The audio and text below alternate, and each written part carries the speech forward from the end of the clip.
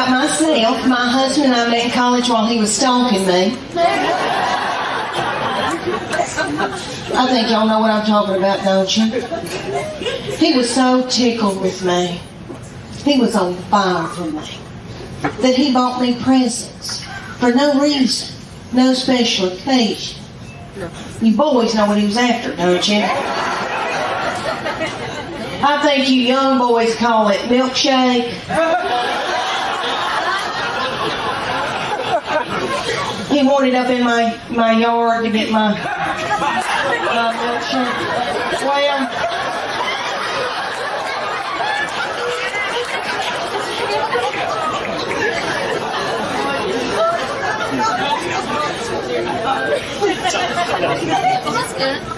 he got it, okay. I married him, had 3 children by him. Things change when you've been married 100 years, doesn't it, God? Now I have to give birth to get a pair of earrings. Vaginal trauma, fine jewelry. Okay, it's a deal. My husband and I were at the University of Tennessee, Knoxville, and I was getting my undergraduate degree, and he was getting his MBA, and I thought, oh my gosh, he is so smart. He can reconcile a checkbook. We're going to have a good life. No telling where we're going to go and what we're going to do and the glamour. Well, we graduated, and he decided to buy a used mobile home business in Bean Station, Tennessee. Is this thing on? I said a used mobile home business. Do y'all know where Bean Station, Tennessee is? Oh. It's at the foothills of the Appalachian Mountains. Have you ever seen Deliverance? Maybe you young people have seen Sling Blade. Because I know y'all haven't watched Deliverance. Well, he moved me up there. And I think I've got cedar fever. You think that ice would have killed it. But anyway, what was I saying? He moved me up there, and he wanted me to be in sales for him in the mobile home business. So I did that day.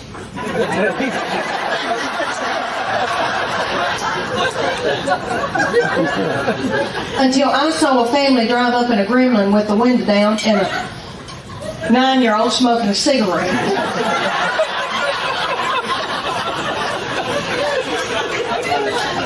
She lit it off of her Mimo. So I quit that day. And I went home and I got pregnant that night. Well, all over the United States, they've got this thing called competition cheer. And it's kind of like, if you don't know what that is, it's kind of like Honey Boo Boo meets the Olympics. Really. It's gymnast. They're gymnasts. And there's one in Knoxville called the Sharks.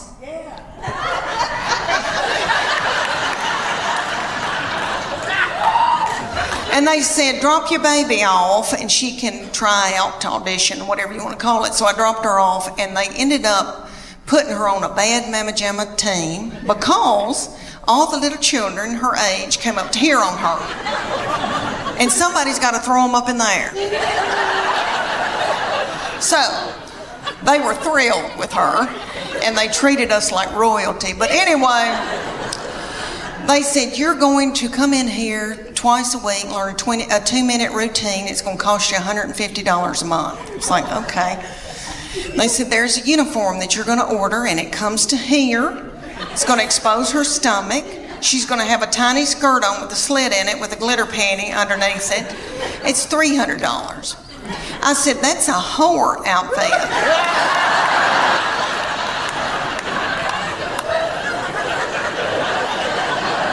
And it came with its own bag of whore makeup. So that all the little children could look alike.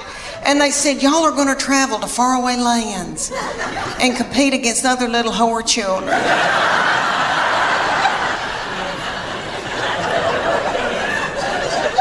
So we went to like Cincinnati or Atlanta. And we had to get hotel rooms and the gas and all of that. And then you drive up to a big coliseum, a huge coliseum. And there's tens of thousands of little whore children walking around. And my husband said, there could be pedophiles here. This is the ugliest thing I've ever, something's not right. Okay, so then they said, you're going to pay $150 for your baby to be in this competition. You're going to have to pay $30 to put a band on to get in and watch your baby in this competition. Somebody was selling corn dogs for $15. Okay.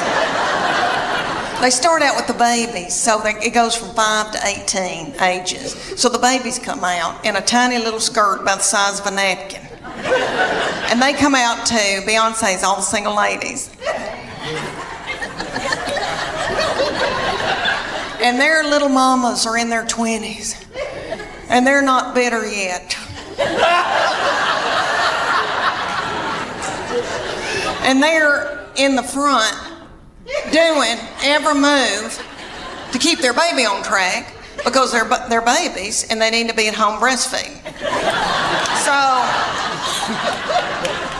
they move up throughout the day into my baby's age, and they're the reef sharks.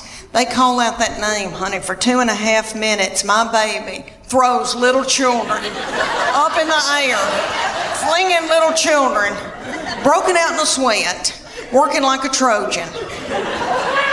Did you see my Spanx? Okay. All right. One of my girls said I look like Miley Cyrus in the Wrecking Ball in my Spanx. But anyway, so she throws these little children up. The little children she's throwing up in the air are the flyers. They call them the flyers. And they're freakishly tiny little children. I don't know where these people come from. Their mamas are freakishly tiny. I mean, I come from big people. I've got thick ankles. I can work in the fields.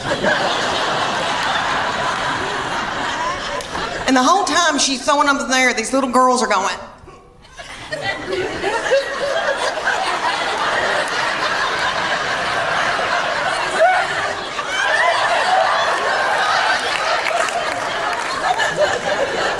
And nobody knows why, really.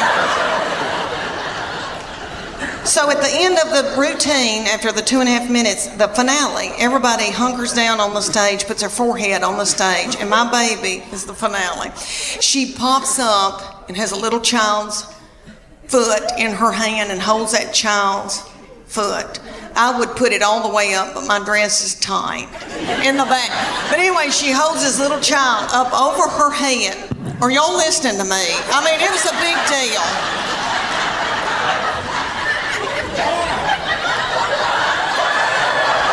I mean, could you hold her up over your head or vice versa? I mean, you know, it's a big deal. So anyway, everybody went nuts. But she said, after it was over, she goes, I'm tired. I don't want to do this anymore. I'm going to go back to playing. She ended up playing volleyball the rest of her childhood. But she said, I'm keeping that whore outfit. She said, I'm going to get married in it. I'm tickled to death to be here in Austin. It's one of my favorite places. Kumbaya. Kumbaya. Got all my young, hip people over here. Feel good. Not dragged down by a bunch of kids. Look, woo! She feels good. Date night, fun. Oh, y'all. Some of y'all are looking at me like, we've been stuck in the house all week in that ice. And now we bought tickets to Hee Haw.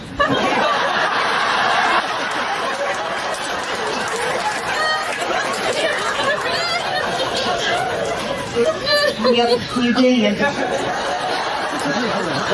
I'm from Knoxville, Tennessee, but I feel very connected to Texas people because I lived in San Antonio for 3 years, and about 3 years ago, and Davy Crockett, I have to mention that every time because of Davy Crockett, the Tennessee Volunteers, all those boys, we saved y'all. No, you know what I've been thinking about? I thought about, Lord, Christmas is coming. And now I'm a grandmama, and I'm out making a little money. But when I was a stay-at-home mom, when we first got started out and had little children, I remember thinking, oh my Lord, that Little Tykes kitchen's gonna sell out. And my husband doesn't like to let go of money till right at the end of Christmas. And I'm like, I gotta get there. Oh, okay, I'll do something nasty. I'll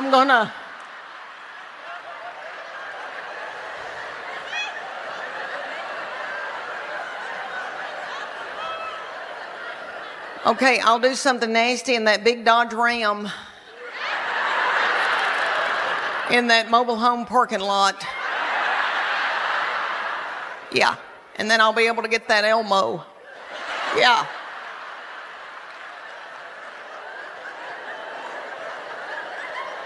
Y'all won't believe the things I've done so my children could have a good Christmas. But they always did. Oh, you little mamas, God love you. And then you gotta clean everything and cook and then wrap. I had a good friend that she said to her husband, if you'll wrap 3 Christmas presents, I'll have sex with you. She did. I remember that years ago, and I remember thinking, okay, I could do that. Maybe I could do that. Okay, the 5 love languages. All right. Me and Chuck Morgan in Sunday school class went on a retreat, and they talked to us about the 5 love languages. And it's written by little Gary Chapman, who is a doll and tiny and that man's probably getting in his 90s, and he does sit-ups every day. And that little thing, and I got to meet him later. He was a doll. But anyway, the 5 love languages, if you don't know about that, you got to get it. There was a 5 love languages for your marriage, and then there's one for your children. And you need to get that. Everybody's got a love language. And you take the test. You got to read the book and take the test. Well, you don't read the book. I didn't. But you can take the test. I like to read books about Hollywood murder. So anyway, you take the test, and then and your husband takes the test, and you find out what his love language is, and he finds out what your love language is. And if you find that out, then you can feed them their love language. And then, so I can feed Chuck Morgan his love language, and then his love tank fills full. If I don't, he could go to work and be at a water fountain, and some whore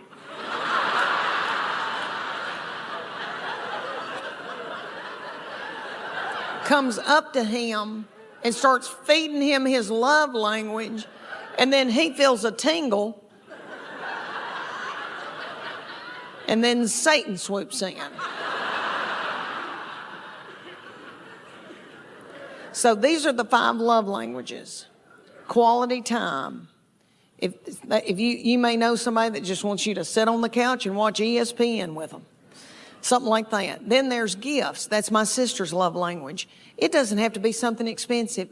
Just so you thought of her, if you buy her a card and a rose from the grocery store, she'll bawl her eyes out. And then there's words of affirmation. That's mine. But physical touch. Physical touch, which I know every woman in here is like, that's my husband. Physical touch. But it's not that kind of physical touch. We're talking about the physical, when people that just want to hug you and squeeze on you and all that all the time. That's their love language, is physical touch. But women think, that's my husband's, and he's on me like a duck on a June bug. But that's not all right, and then there's words of affirmation. That's mine. So all Chuck Morgan has to do is say, you look beautiful tonight. You are a good mama. That Trisha Yearwood's chicken piccata is to die for. And then my love tank feels full, and then I'm willing to do something vulgar with him.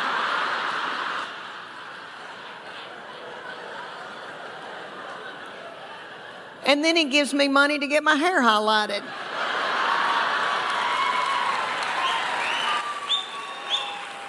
See? It works out, It's God's way. And then my husband's is acts of service. So for him to feel loved, I have to go in the garage and build a set of shelves. My husband, there's 2 things on this earth that make him happy. A clean house and sex. Oh, lucky me.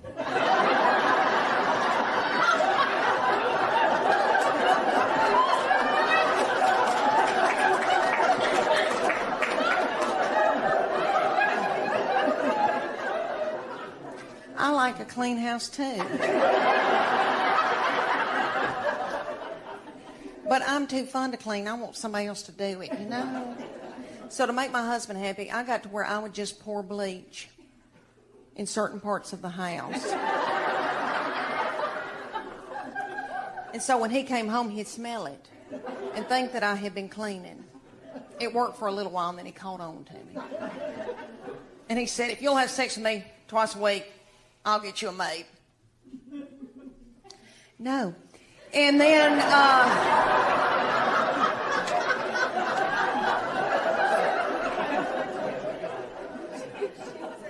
he said, well, if you don't start taking care of my needs, I guess I'm going to have to get a girlfriend. I said, oh, dear Lord, say it's not so.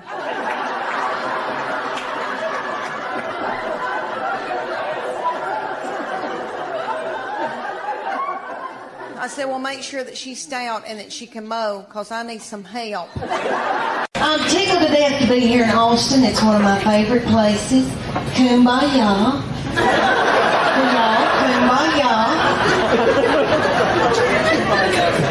Got all my young, hip people over here. Feel good. Not dragged down by a bunch of kids. Look, woo! She feels good. Date night, fun. Oh, y'all. Some of y'all are looking at me like, we've been stuck in the house all week in that ice. And now we bought tickets to Hee-Haw.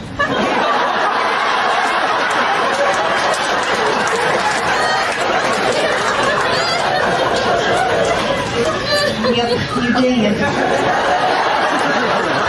I'm from Knoxville, Tennessee, but I feel very connected to Texas people because I lived in San Antonio for 3 years, and about 3 years ago, and Davy Crockett. I have to mention that every time because of Davy Crockett, the Tennessee Volunteers, all those boys, we saved y'all. And I tell you, for you little mamas out there, you young mamas that are going through, you know, got a bunch of little children vomiting in the carpet, peeing in the closet. When you're trying to pee and they like slide ham under the door and say, can you open this, Mom? I know what y'all want for Mother's Day. Y'all want an Ambien and a hotel room.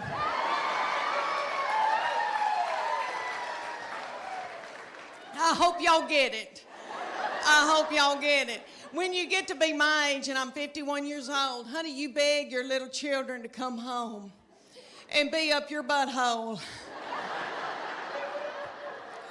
I beg them and try to hold money over their head.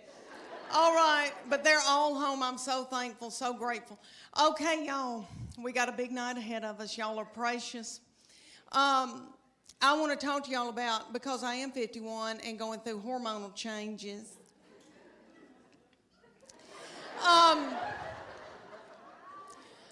Okay, I am with their daddy, and these children all walked off and left me with him.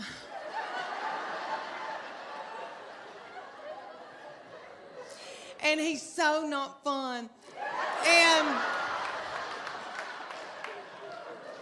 And he can't help it. He's that way because he has to make a living for all of us. And he's got a lot on us, and all the money's going out the window. And, you know, because we got 2 in college, we just had 1 get married. But he and I are having to adjust being together for the first time in how many years, you know, before we got married. And so he sends me emoji, kissy faces, and stuff like that. But I am low on progesterone and testosterone. He's low on testosterone. Praise God. I praise God that Weight Watchers doesn't have a limit on how many times you can join. Because I've done Weight Watchers 9 times. And I've lost 7 pounds in all.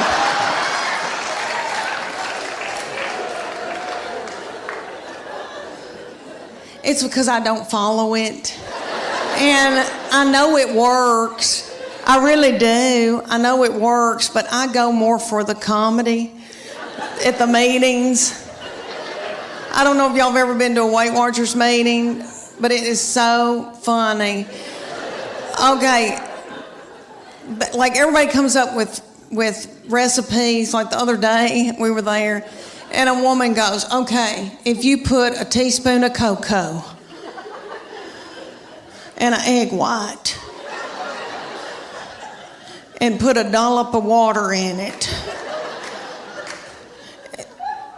and pray over it and put it in the microwave, you've got chocolate cake.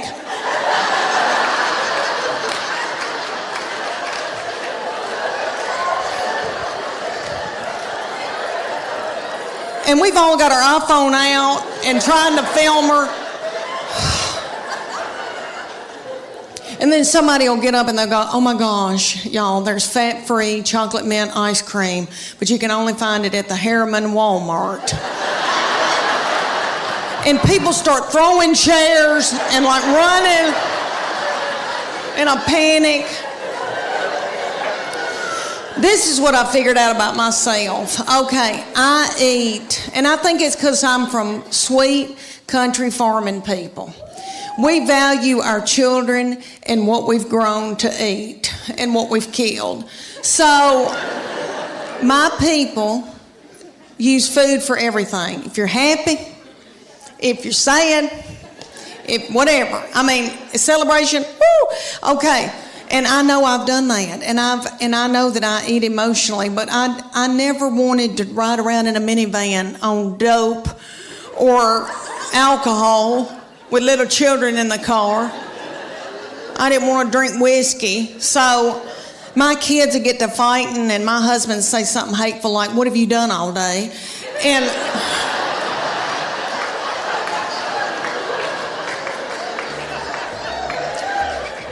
And that would make me so mad, and I'd eat a hot dog, and I didn't even know what happened. Let me tell you about this baby.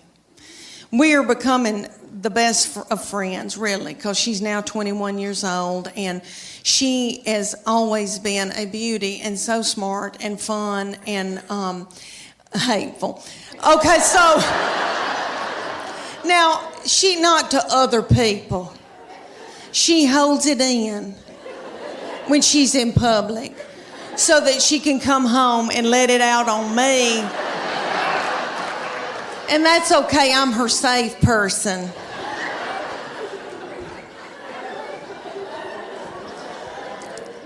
And I believe that God allows this when your children get in about, I don't know, junior, senior in high school, because He knows that you're grieving, because they're gonna leave.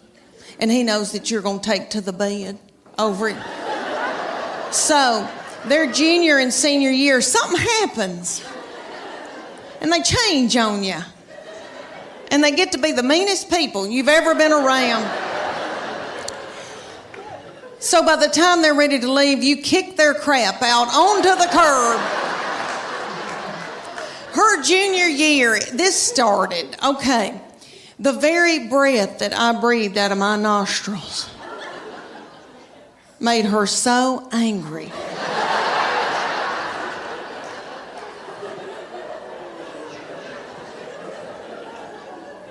We were not allowed to eat cereal in our own home.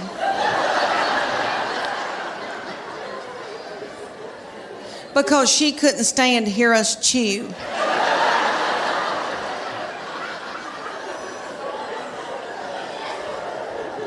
And I don't mean to talk about her because she had a lot on her. She had a lot on her, like she had to empty the dishwasher. That's a lot, you know. I'll give y'all an example. Okay, at the University of Tennessee in her sorority, these girls will come home, you know, and I'll cook for them and do, and I'm tickled.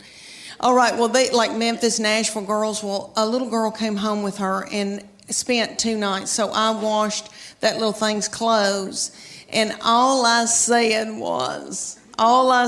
this little girl was, Katie, you're so tiny. Your little underwear looks like a slingshot.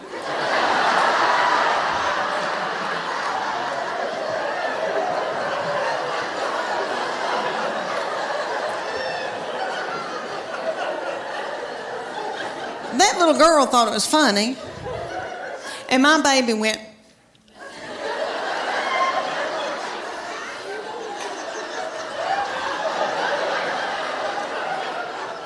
So I got out of there. So when that little girl left, I came back in, I went, what's wrong with me saying that her little panties look like a slingshot? I wish somebody'd say my panties look like a slingshot.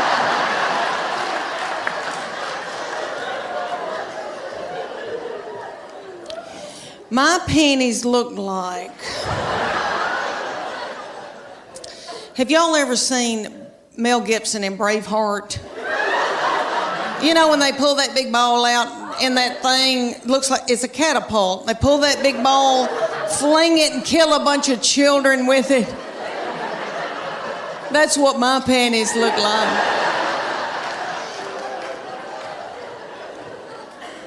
Do y'all know who owns Victoria's Secret? I used to buy my panties at Victoria's Secret, but they started cutting me in two. All right. Do y'all know who, seriously, do y'all know who owns it? Satan. Okay, so, with doo-doo balls falling out at the grocery store, I think, oh my gosh, did anybody see that? I don't have anything in my purse to pick it up with. Is some little child gonna think it's a milk dud? Just keep on moving, everybody. Just keep on moving.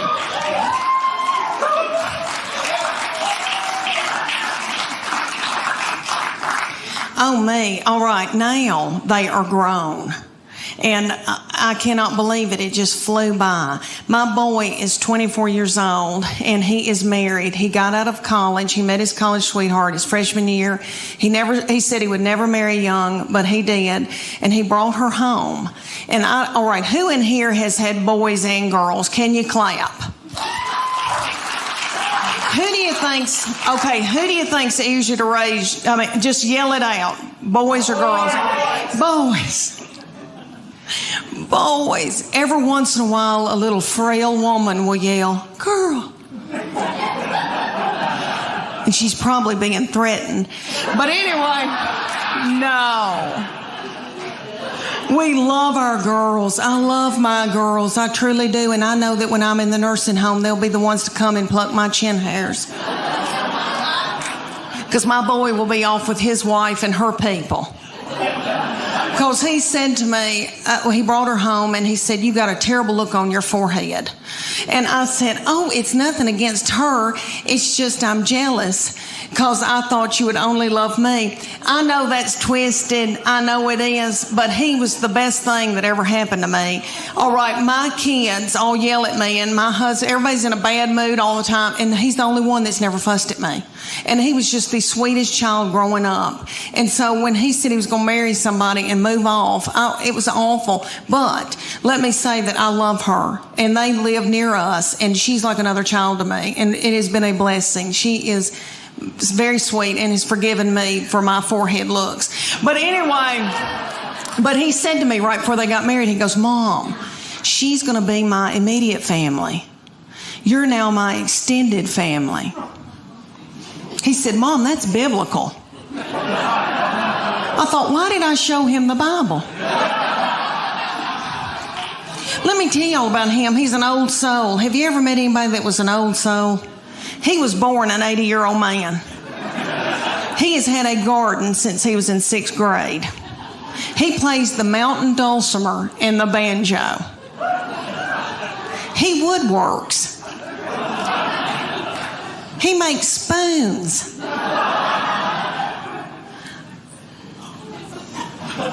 He makes spoons. I mean, he is so yummy.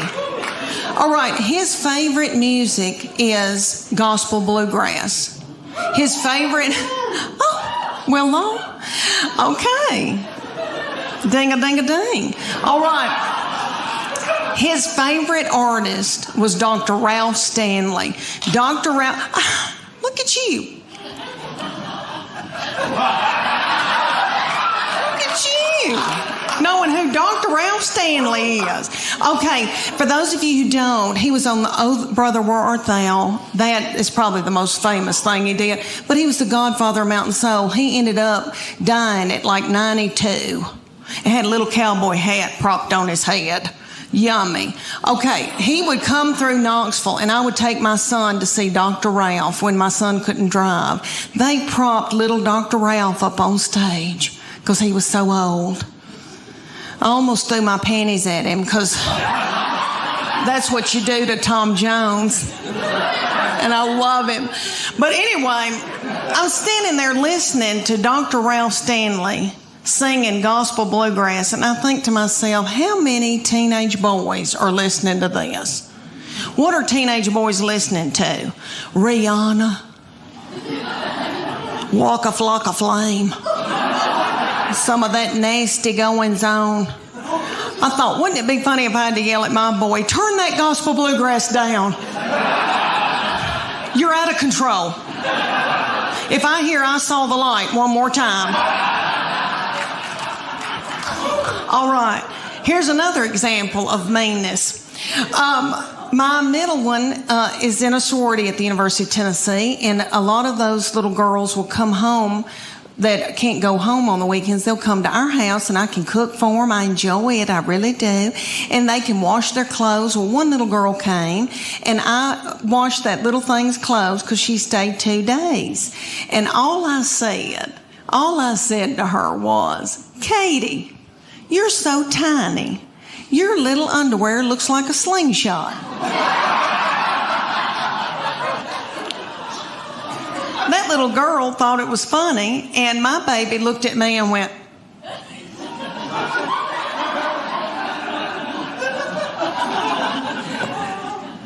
so I got out of there. And then when that little girl left, I came back in, I said, what's wrong with me saying that her little panties look like a slingshot? I wish somebody'd say my panties look like a slingshot.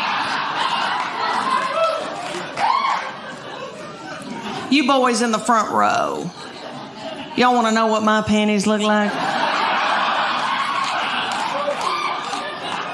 Did y'all ever watch Braveheart and Mel Gibson? You remember that big old catapult when they'd pull that big thing back, put a ball in it, fling it, and kill a bunch of women and children with it? That's what my panties look like. Thank you. Thank you. Oh. Thank you for clapping for my panties. I used to wear Victoria's Secret when I was their age because I still had hope. But y'all know what? I quit wearing them. You know why? Because y'all know who owns Victoria's Secret? Satan.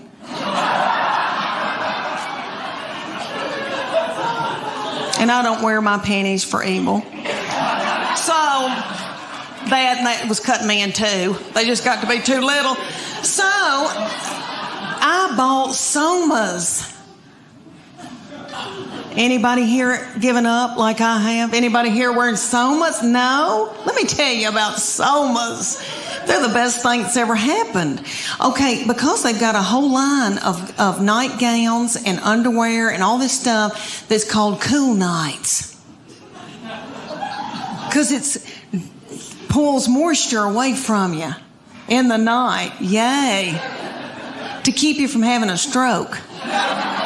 Because you're going through the change and you're sweating. Dr. Oz, are y'all with me? So, it has a dry fit technology in it. So you boys could play golf in them. I'm not kidding. They're not pretty, but anyway, that's what I wear. Let me tell you a little bit about my husband. My husband is very smart and very quiet and an introvert and does very well, and then married me, and we've been exactly the opposite, but it has worked. He's a big man. He's 6'4". He can kick a door in, and I like that. He works like a dog, and he loves a baby. Let me tell y'all that he is a baby cuddler at East Tennessee Children's Hospital. He cuddles the drug-dependent babies every week of the world as a volunteer. I know, sweet. He didn't help me with mine.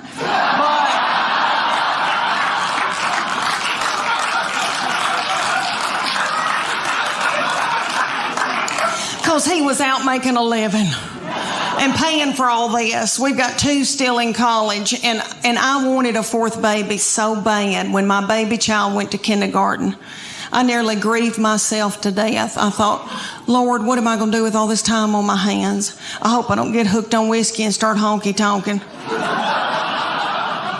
And about 3 weeks into her going to kindergarten, I was like, woohoo! Woohoo! Now I can go get a pap smear without somebody sitting on my head.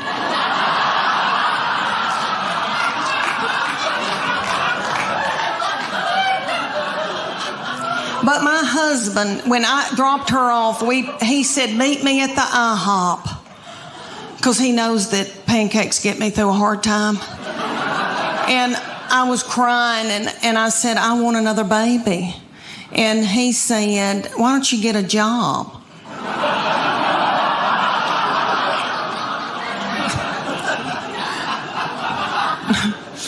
Yeah, right. So I said, I want a 4th baby. And he said, y'all are sucking the financial life out of me. So he bought me a dachshund. I had that dachshund for years. She's gone now. But let me tell you, she and I both got thyroid issues. She had cushions. I was walking her in our neighborhood one day, and a little girl came out in her driveway, and she said, can I pet your groundhog? Oh, y'all. So about my husband. All right, so my husband is a big man and is 6'4". I'm 5'8". We breed big kids. And we wanted them to be in sports and when they were growing up, and so we made them do all kinds of mess they didn't want to do. And we put our boy, when he was little bitty, we put him in T-ball. He hated it. I don't know if any of y'all have had a baby play T-ball, but for those of you who don't know, T-ball season, it's about 110 degrees outside. It's little children that are 4 look like they've got a diaper on under their baseball pants or a pull-up. The games last about 3 hours. Nobody ever hits the ball, throws the ball, catches the ball, makes contact with the ball. My baby laid in a fetal position in the outfield the entire season. He never touched a ball. Every once in a while, he'd pop his little head up and say, water.